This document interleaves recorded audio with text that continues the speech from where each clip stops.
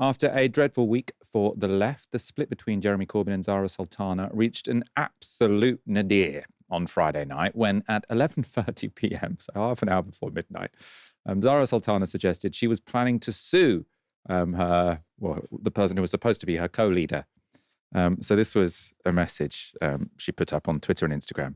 Over the past 24 hours, a number of false and defamatory statements have been published about me concerning the launch of your party's membership portal. The portal was properly launched in accordance with the party's roadmap. At no point was members' data misused or put at risk. All funds received from members were ring-fenced and protected in the appropriate manner. These baseless attacks on my character are politically motivated, and I intend to hold to account those responsible for making them. To that end, I have this evening instructed specialist defamation lawyers to avoid prejudicing or complicating any future legal process. I will not be making any further comment about this matter at the time. Now, I saw that post on her Instagram on Friday night, and the comments underneath it were, loads and loads of people saying, look, Zara, I share your politics, I support you the whole time, but please stop posting, right? If you're posting at 11:30 that you're going to sue Jeremy Corbyn, that's not a good way to launch a party. On Sunday night, Zara Sultana did withdraw that threat. We'll get to that in a moment. We're going to stick to the chronology, though. So also on Friday, Zara Sultana backed the open letter penned by a number of activists asking for responsibility for arranging a founding conference to be shifted from MPs to them. You remember, we spoke to Joshua Virasamy, one of the authors of this open letter on Friday's show. That letter now has 6,000 signatures. As for Corbyn, he was speaking to a Peace and Justice project over the weekend. 800,000 people have signed up to join in that. 800,000 people who want to see something different. The process that we're going through at the moment has been, you're obviously aware of it, quite difficult over the last few days. But I am absolutely determined this party will be founded. This party will have its founding conference in November. This party will be open, democratic, and grassroots-based, and will be a party that enthuses, excites, and mobilizes people in their community to achieve a better thing in their community, and will be a real alternative to the false offer and the lies and the racism of Nigel Farage reform and the far right within our society. We need an organization to do that. The process...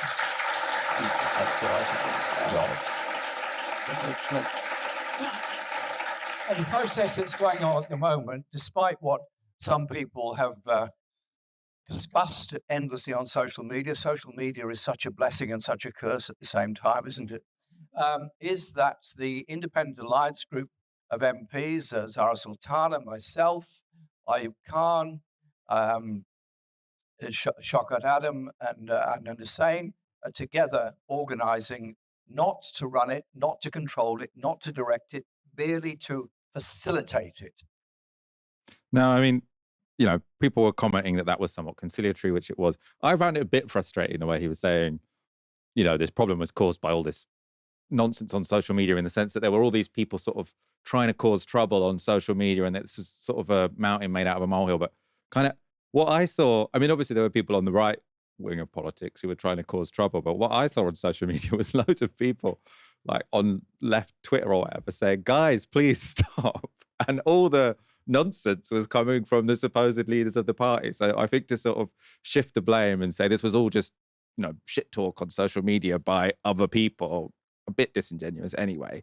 Zara Sultana put out a conciliatory message on Sunday evening as well. So this is where she withdraws the legal threat. So she says, over the past few days, I've spoken with comrades across our movement for the sake of the party, and as an act of good faith, I will not be pursuing legal proceedings despite the baseless and unsubstantiated allegations against me.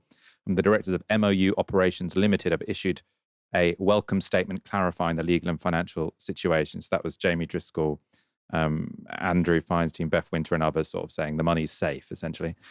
Zara says, I know many people are feeling demoralized. I share that feeling.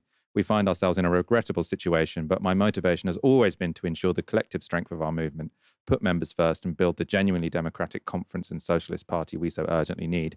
I am determined to reconcile and move forward. I am engaged in ongoing discussions with Jeremy, for whom, like all socialists of my generation, I have nothing but respect. We will find a way to continue in a unified way, centering the grassroots of our movement. I am certain this is possible. Indeed, it must be. And fascism is growling at the door. The stakes are too high for failure to be an option. Both Jeremy and I remain committed to making this project a success, and we can all confirm that the conference will go ahead as planned in November. This party does not belong to any one of us. It belongs to you. Ash, my question for you, is this salvageable? Is this salvageable? Well, all right.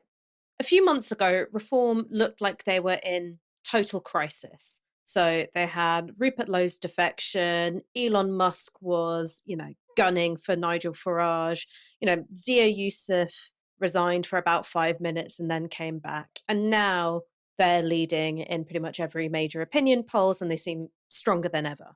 So I think that political parties can withstand periods of volatility, chaos, and crisis.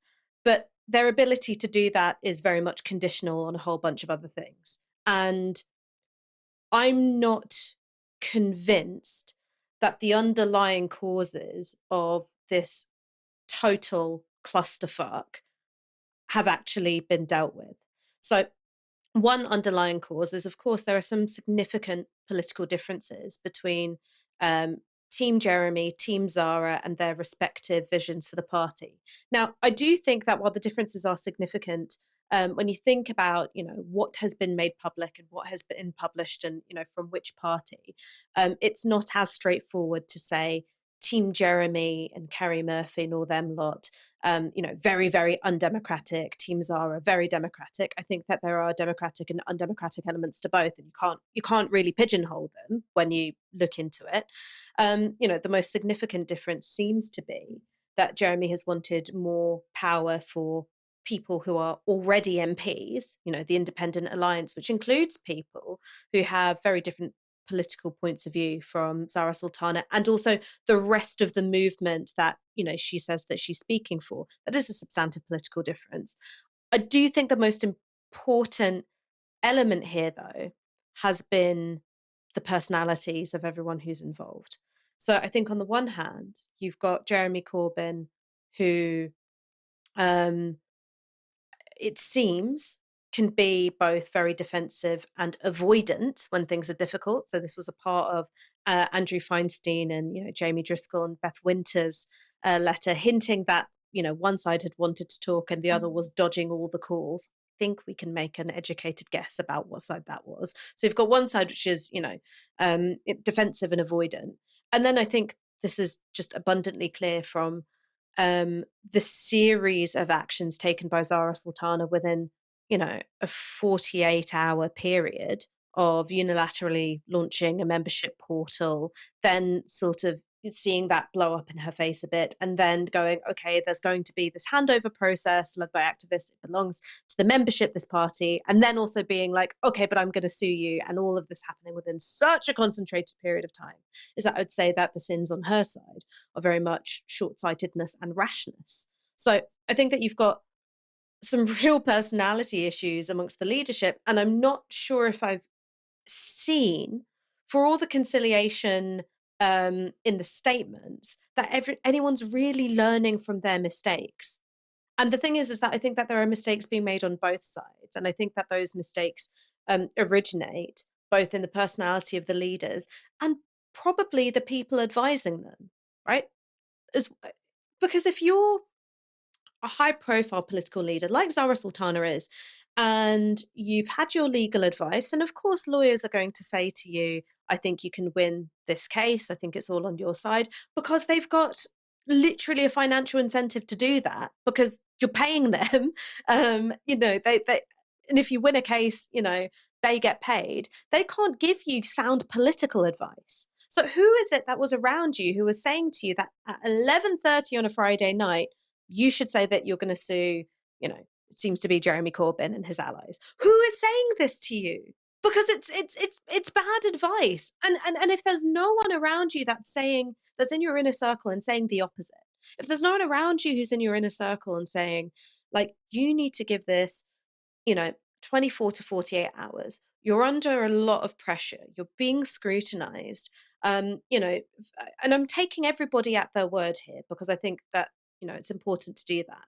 I think that I think everyone is sincere in wanting to do the right thing, but their ability to identify what that right thing is not so good. Is that I can believe Zara when she says, I'm coming from a place of real fear that I was being shut out, right? That I was being shut out by Jeremy and, the independent MPs and all the rest of it. I can totally believe that. I also can believe that some of her steps to mitigate being shut out were really unstrategic and totally worsened the problem that she was dealing with. And so I just wonder, who was it that was close to Jeremy saying, dodge, Zara's and Feinstein's calls? Who was it that was close to Zara being like, yeah, I think you should pull the trigger on this legal action at 11:30 on a Friday night? Um, because the advisors that you choose as a leader are a reflection of your own judgment. Because no leader can have perfect judgment. There are going to be blind spots. There are going to be, weaknesses. There are going to be tendencies that they have that need managing. And a good leader chooses for advisors that mitigate against their weaknesses and bolster their strengths rather than what seems to be here to be the opposite, which is you've got people around them who are reinforcing some of these worst tendencies. So can it be salvaged? Yes. Will it be salvaged? I don't know, because I think that there is just I've not seen anything which tells me you've learned from the errors in judgment on both sides that got you here. And then I think there's a third thing, which is structural. And to be honest, this isn't Jeremy's fault or Zara's fault or the fault of people who are close to them. And it's to do with the way in which the UK left is still so dependent on the Labour Party for choosing its leaders. And I think that you can admire the strengths, the fortitude, and the contributions of both Jeremy Corbyn and Zara Sultana, whilst also recognizing that they became MPs and they were selected through Labour Party processes, right? And the reason why that they had prominence on the left is because they managed to hang in there through, the doldrum years of the 1980s and the 90s, and, in Zara's case, post 2019. And the Labour Party, I don't think, does select for good leaders. There aren't many Labour politicians where I go, actually, I find you a really thoughtful individual, a really compelling speaker, all of these things that you'd want in a leader. I don't think they necessarily select for that. So we've, as the British left, had this sort of like passivity when it comes to the selection of leaders. And that's because our pathway into politics is so closed off. And that's the reason why in the US they get these generationally talented individuals, not flawless, not beyond reproach, but generationally talented. Your Zoran Mamdanis, your AOCs, like your Ilhan Omars. And I think that the UK left is constantly in this position of trying to compensate for the weaknesses of individuals who fundamentally we haven't had a hand in choosing ourselves, right? We've kind of inherited them through this other thing, which is the Labour Party. So in a way, this problem of you've got these two leaders whose temperaments seem to have brought out the worst in each other so far is that I think that that's downstream of the original problem, which is that you've got this new party which wants to do politics in a different way, which wants to be speaking for, the UK left with all of its, contradictions and tensions and all the rest of it. But the leaders are still hand-me-downs from the Labour Party, right? I think that is the original sin. Yeah, I think that's a really good point. I hadn't thought about that last thing. I mean, I'm very much on the same page with you in terms of is this salvageable? I think, it's embarrassing what's happened, but you can definitely recover from an embarrassing news cycle. I think the issue is, what does the last 4 days show us about the judgment of the two people who are inevitably sort of the most important people in this party? And I think we need to see some good judgment quite quickly to sort of give people the confidence that this can be anything other than a mess. Because I think, people's estimations about the judgments of Corbyn and Zara Sultana have been damaged, which is fine. They can make that back up, but they have to make that back up.